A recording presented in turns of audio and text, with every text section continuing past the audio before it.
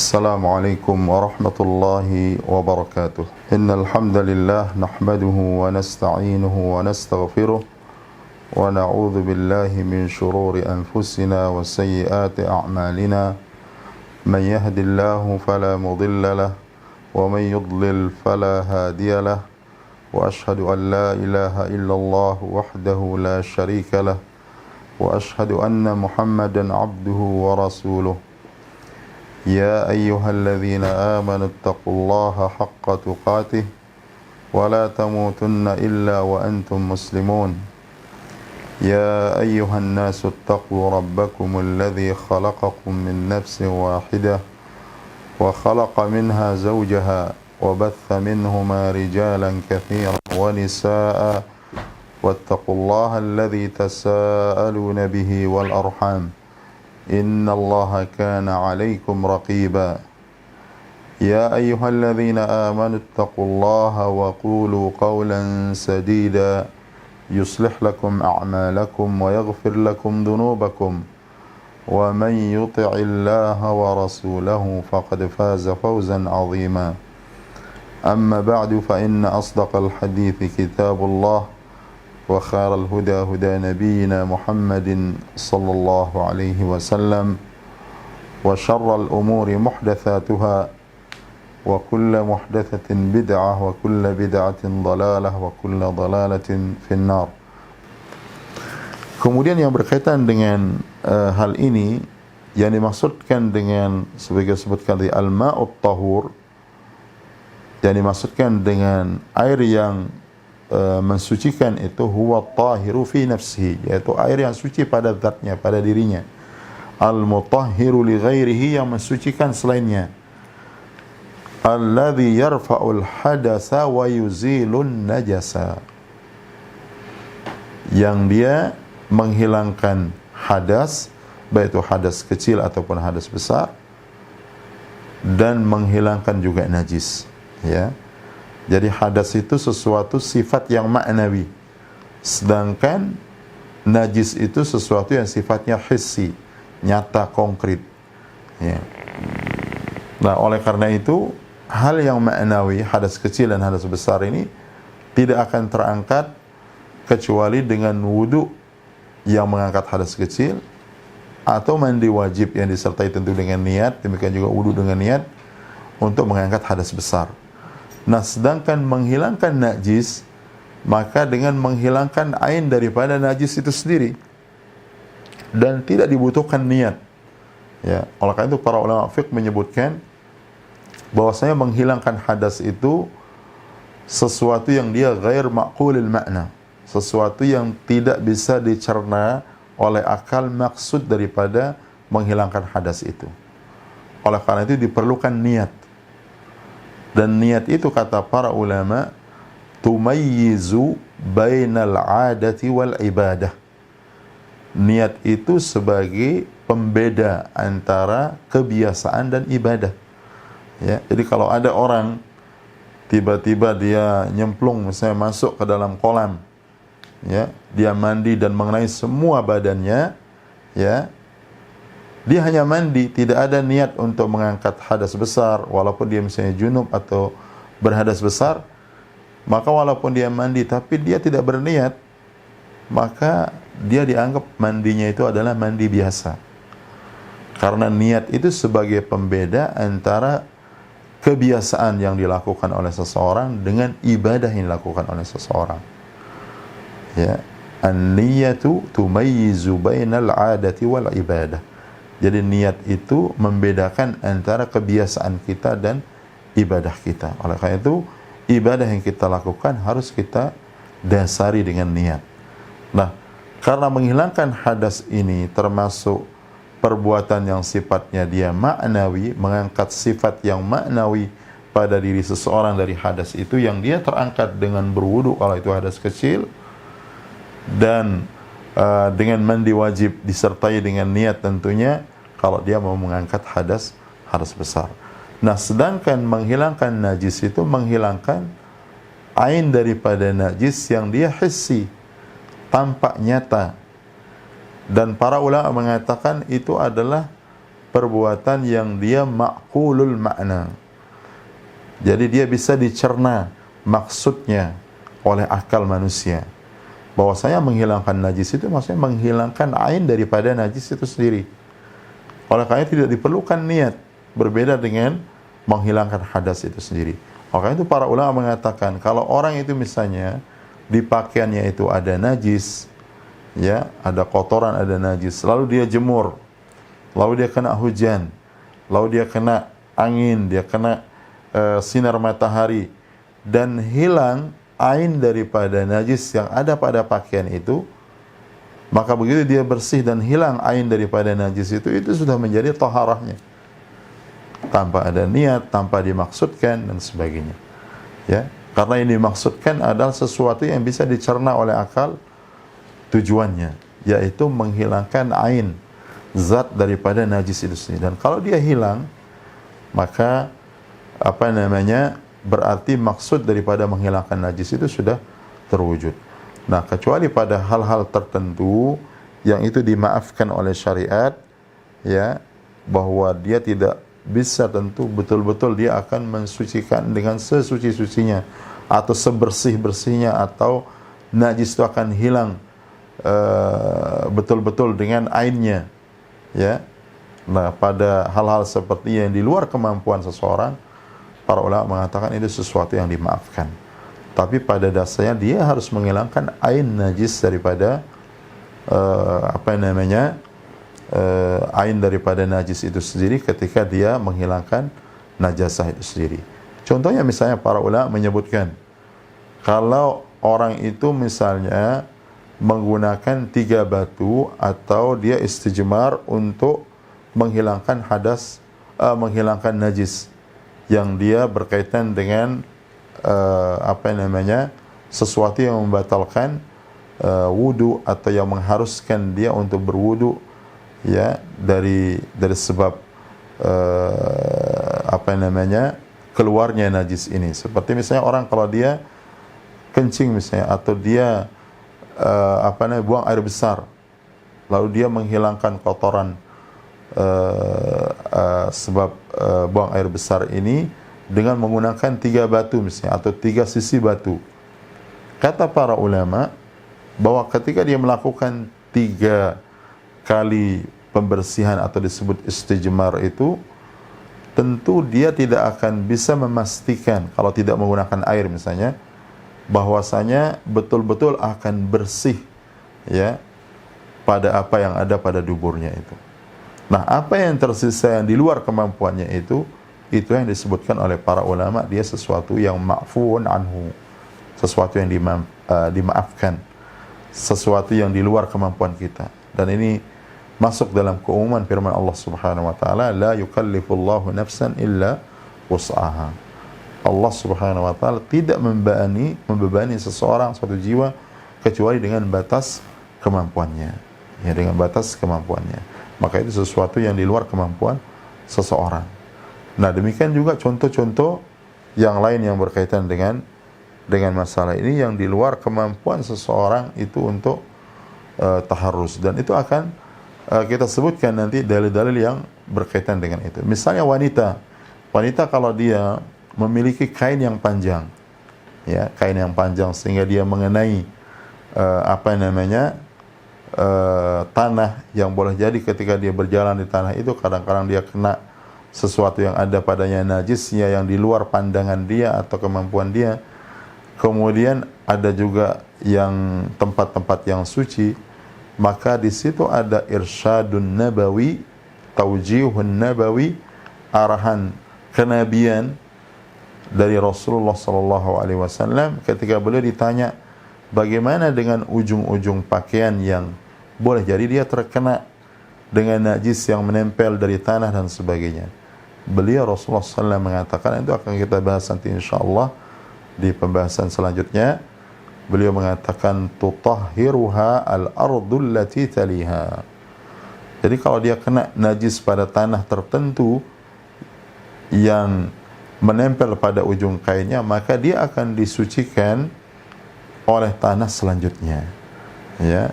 Dan ini nas dari hadis Rasulullah sallallahu alaihi wasallam yang berkaitan dengan masalah ini. Kemudian yang berkaitan dengan masalah ini juga tadi kita menyebut tentang al-ma' at-tahur atau air yang suci dan mensucikan. Kemudian masuk ke dalam pembahasan ini adalah air yang suci mensucikan yang bercampur dengan sesuatu yang suci dari benda-benda yang lain, yang kemudian merubah salah satu dari sifat-sifat air itu sendiri, baik yang berkaitan dengan warnanya, rasanya, dan juga baunya.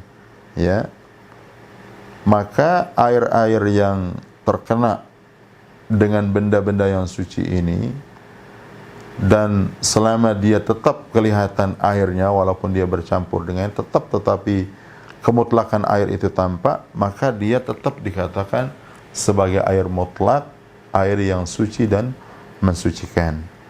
Ya, selama dia tetap dilihat bahwa dia air. Ya, beda dengan tadi antara kalau kita campurkan misalnya air dengan teh misalnya, atau air dengan kopi. Maka begitu orang melihat teh itu dicampurkan dengan air yang tadinya dia suci mensucikan itu, kemudian dia berubah namanya atau musamma sesuatu itu dengan nama air teh, maka dia sudah berarti tercabut kemutlakan air itu. Artinya dia tidak bisa suci dan menjadi air yang suci dan mensucikan. Ya, tetapi dia hanya menjadi air yang suci tetapi tidak bisa mensucikan. Tapi kalau air itu hanya bercampur tetapi dia masih tanpa air itu jernih, masih dia disebut air, selama masih disebut air, misalnya seperti disebutkan di dalam hadis bercampur misalnya dengan adonan tertentu, tetapi tetap dia air itu terpisah, atau kena dengan sedikit sabun misalnya, tapi tetap dia masih ada kemutlakan air. Artinya sifat-sifat dia sebagai air itu masih ada, maka dia tetap suci dan mensucikan. Ya, seperti disebutkan di dalam hadis Ummu Hani, beliau mengatakan anna Rasulullah sallallahu alaihi wasallam ightasala huwa wa Maimunah min ina'in wahidin fi qas'atin fiha atharul ajin. Hadis ini diriwayatkan oleh Imam Nasa'i dan juga Ibnu Majah dengan sanad yang sahih.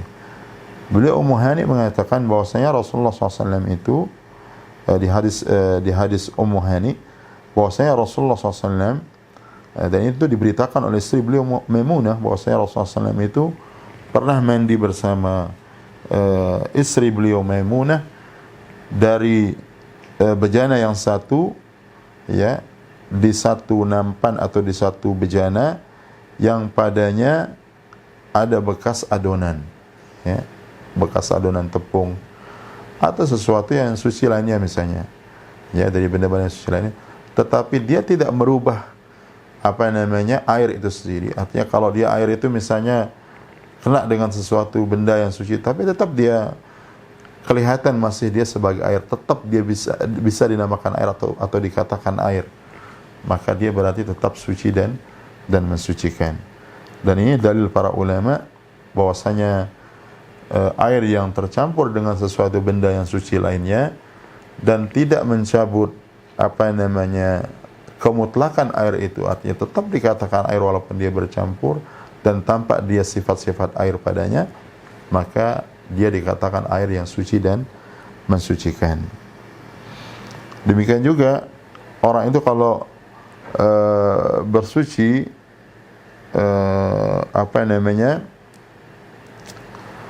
sebaliknya kalau dia bersuci dengan air, dan itu tidak boleh, yang dimana air ini sudah bercampur dengan sesuatu benda suci yang lainnya, seperti disebutkan tadi teh, kopi, atau misalnya dari daun-daun yang mungkin kalau dicampurkan dengannya, tapi sebenarnya dia sudah berubah pada airnya walaupun dia tampak misalnya seperti air.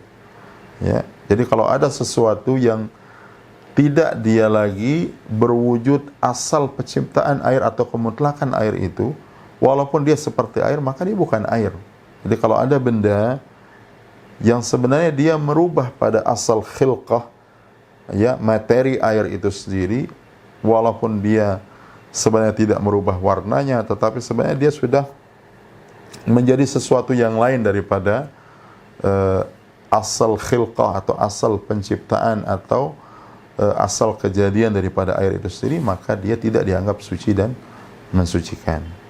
Ya, mana misalnya seperti misalnya perasan dari sesuatu yang dia kalau bercampur dengan air, dia sudah dominan misalnya pada air itu, artinya benda yang suci ini, tetapi dia masih tampak seperti air. Nah ini pada hakikatnya dia bukan lagi seperti air, tetapi dia sudah menjadi benda lain. Nah ini pada hakikatnya dia bukan air, dan dia itu walaupun suci tetapi tidak bisa dipakai untuk bersuci. Jadi ini yang berkaitan dengan masalah ini. Kemudian ada beberapa hal yang berkaitan dengan hukum air itu sendiri. Pertama, bahwasanya air yang terjatuh atau yang terlepas dari anggota-anggota wudu dan yang semisalnya, maka dia tetap dianggap suci dan boleh dipakai bersuci dengannya, ya, untuk kembali dipakai untuk bersuci selama dia tidak berubah baunya atau warnanya atau rasanya dengan dia misalnya bercampur dengan najis, ya. Karena dulu para sahabat radhiyallahu taala anhum, mereka dulu berebutan, ya, berebutan mengambil sisa-sisa wudhu Rasulullah SAW, dan bahkan mereka tidak ingin sisa-sisa wudhu daripada Rasulullah SAW itu jatuh ke tanah. Seperti di peristiwa Hudaybiyah ketika beliau berada di Mina juga, ya. Di samping memang para sahabat itu mengambil keberkahan dari Rasulullah SAW, mereka tabarruk dengan sisa wudhu Rasulullah SAW. Ya, karena seorang muslim, muslimah boleh dia tabarruk dengan jasad Rasulullah SAW. Mereka bisa tabarruk mengambil keberkahan dari keringat Rasulullah SAW, dari apa yang terlepas dari Rasulullah SAW. Mereka bisa mengambil keberkahan dari rambut Rasulullah SAW, dan itu hanya khusus bagi Nabi Muhammad SAW, tidak bagi selainnya.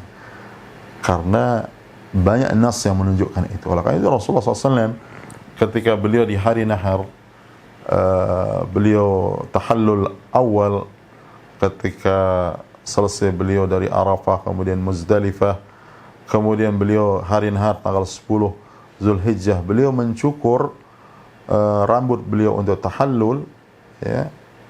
Maka beliau membagikan rambut-rambut beliau yang dicukur atau di halq, itu artinya habis beliau cukur habis rambut beliau, maka itu rambut-rambut itu dibagikan kepada para sahabat, dan para sahabat bertabarruk dengan rambut Rasulullah SAW, dan itu dibolehkan dalam syariat, ya. Tabarruk itu dibolehkan dengan sesuatu yang terlepas dari Rasulullah SAW, tabarruk dengan jasad beliau Rasulullah SAW. Dulu para sahabat itu bekas-bekas wudhu mereka itu, bekas-bekas wudhunya Rasulullah SAW itu diperebutkan oleh mereka. Seperti di peristiwa Hudaybiyah, ya, sampai disifatkan seakan-akan mereka itu berebutan, seakan-akan mereka itu mau berperang untuk memperebutkan apa yang menjadi bekas wudhunya Rasulullah SAW. Pertama, bekas wudhu itu, baik itu bagi Rasulullah SAW ataupun yang selainnya, dia boleh dipergunakan, ya. Tetap dia suci selama dia tidak bercampur dengan sesuatu yang najis. Karena disebutkan dari hadis sahabat Abdullah bin Umar radhiyallahu taala anhu bahwa beliau itu berwudu, kemudian mengambil untuk menghusap bagian dari anggota wudu yang lain, kalau tidak salah kepala dan telinga beliau, yaitu dari bekas air yang menempel di jenggotnya, ya. Berarti air ini sudah dipergunakan dan bisa dipergunakan untuk anggota wudu yang lain, ya, selama dia tidak bercampur dengan sesuatu yang najis, ya. Jadi poin yang diambil bahwa para sahabat itu berebutan dengan sisa wudu Rasulullah SAW, pertama boleh jadi juga digunakan untuk berwudu. Kedua, mereka lakukan itu adalah dalam rangka tabarruk dengan mengambil keberkahan dari Rasulullah SAW. Karena apa yang terpisah dari diri Rasulullah SAW, keringat beliau, bekas-bekas wudhu beliau, rambut beliau yang dipotong, dan itu dibagikan oleh Rasulullah SAW, seperti di Mina ketika beliau dicukur Rasulullah SAW, maka beliau membagikan itu kepada para sahabat, ya, dan mereka tabarruk dengan rambutnya Rasulullah SAW, ya. Oleh karena itu disebutkan Imam Ahmad bin Hanbal, disebutkan oleh Ibnu Jauzi di kitab beliau Manaqib, beliau disebutkan beliau itu sampai mencium, ya, beberapa helai rambut Rasulullah SAW yang sampai kepada beliau, padahal beliau sudah di kurun yang kesekian. Artinya yang untuk tabarruk dengan rambut Rasulullah sallallahu alaihi wasallam, dan itu hanya boleh bagi Rasulullah sallallahu alaihi wasallam, tidak boleh untuk selain beliau. Ya, keberkahan itu dari banyak hal, ya.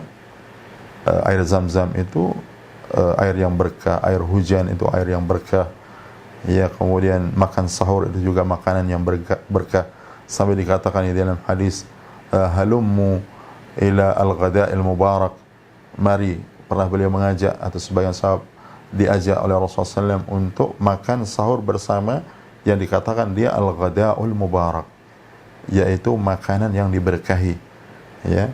Dan Allah menjadikan keberkahan itu pada makan sahur, Allah menjadikan keberkahan itu pada timbangan, ya, dan seterusnya, ya. Jadi keberkahan itu ada pada beberapa hal yang ditunjukkan dalilnya oleh Allah Subhanahu wa taala dalam Al-Qur'an, dan juga Rasulullah SAW di dalam sunnahnya, dan itu kita perhatikan. Juga disebutkan dalil yang tentang bahwasanya orang itu boleh menggunakan sisa air yang dipergunakan oleh orang lain, ya, untuk bersuci, adalah apa yang warid di Sahih Bukhari, bahwasanya Rasulullah SAW beliau itu mandi bersama salah seorang istri beliau, ya, min ina'in wahid, dari bejana yang satu, ya, dan kemungkinan air yang dipergunakan itu akan terjatuh kembali kepada bejana tersebut, dan itu tidak mempengaruhi asal kesucian daripada air itu, bahwa dia suci dan mensucikan. Kemudian poin yang kedua yang penting yang berkaitan dengan air ini, bahwasanya kesucian atau kemutlakan kesucian air itu tidak bisa tercabut pada air itu dengan semata keraguan. Tinggalkan apa yang meragukan kepada apa yang tidak meragukan. Ya, jadi asal sesuatu yang memangnya suci, memang dia halal, maka dia tetap dengan kehalalannya dan tetap dengan kesuciannya, sampai sesuatu ada yang meyakinkan kita yang mencabut kehalalan itu dan juga mencabut kesucian itu. Jadi kalau kita temukan air dan dia air mutlak, air yang suci mensucikan, maka tidak boleh kita ragukan, tetap kita katakan dia air suci, kecuali kita tahu ada sesuatu yang menjadikan dia berubah menjadi najis, atau sesuatu itu dia asalnya adalah halal, ya. Al aslu fil asya al ibahah, itu kaidah para ulama usul, ya, bahwa asal segala sesuatu itu adalah dia mubah, kecuali ada dalil yang menunjukkan keharamannya. Demikian juga asal segala sesuatu itu adalah suci. Al aslu fil asya at tahara, segala sesuatu itu asalnya adalah suci, kecuali ada dalil yang menunjukkan bahwasanya dia najis. Jadi hukum najis itu, ya, baru kita akan katakan najis kalau ada dalilnya dari Al-Quran dan Sunnah. Maka segala sesuatu yang di muka bumi ini asalnya mubah, asalnya dia suci, kecuali ada dalil yang menunjukkan keharamannya, atau ada dalil yang menunjukkan kenajisannya, atau dia najis. Ya, oleh karena itu sebenarnya banyak nikmat yang Allah berikan kepada kita dari yang halal. Jadi yang haram itu bisa dihitung, yang halal itu tidak bisa dihitung. Demikian segala sesuatu yang asalnya suci itu tidak bisa dihitung. Yang tidak suci atau dia najis itu dia bisa dihitung. Dan itu yang menjelaskan adalah dalil dari Al-Quran dan Sunnah Rasulullah SAW. Oleh karena itu kalau ada orang yang mengatakan bahwasanya makanan ini haram, atau makanan ini, minuman ini haram, maka orang yang mengatakan haram itulah yang dia harus atau wajib mendatangkan dalil. Sedangkan kita yang tidak mengetahui atau kita meyakini bahwa tidak ada dalil yang mengharamkannya, maka makanan itu pada hukum asalnya dia halal, minuman itu pada hukum asalnya dia halal, kecuali ada dalil dari Al-Quran dan Sunnah yang menunjukkan keharamannya. Demikian juga hukum yang berkaitan dengan hukum itu, sesuatu itu najis atau tidak, maka asal segala sesuatu di muka bumi ini dia suci, kecuali ada dalil yang menunjukkan bahwasanya benda ini, makanan ini, minuman ini dia najis, ya. Dan itu adalah harus ada dalilnya dari Al-Quran dan Sunnah Rasulullah SAW, ya. Dan harus kita kembalikan kepada hukum asal. Jadi ini yang bisa kita sampaikan pada majelis kita kali ini, dan kita sudah alhamdulillah bahkan lebih sedikit dari waktu penyajian, yaitu 1 jam. Semoga apa yang kita sampaikan bermanfaat bagi kita semua, dan semoga Allah Subhanahu wa taala memberikan kita istiqamah dan sabat untuk terus menuntut ilmu, dan diberikan kemudahan di dalam memahami apa yang kita dengar dari ilmu syar'i. Wa sallallahu ala nabiyyina Muhammad wa ala alihi wa sahbihi wa sallam.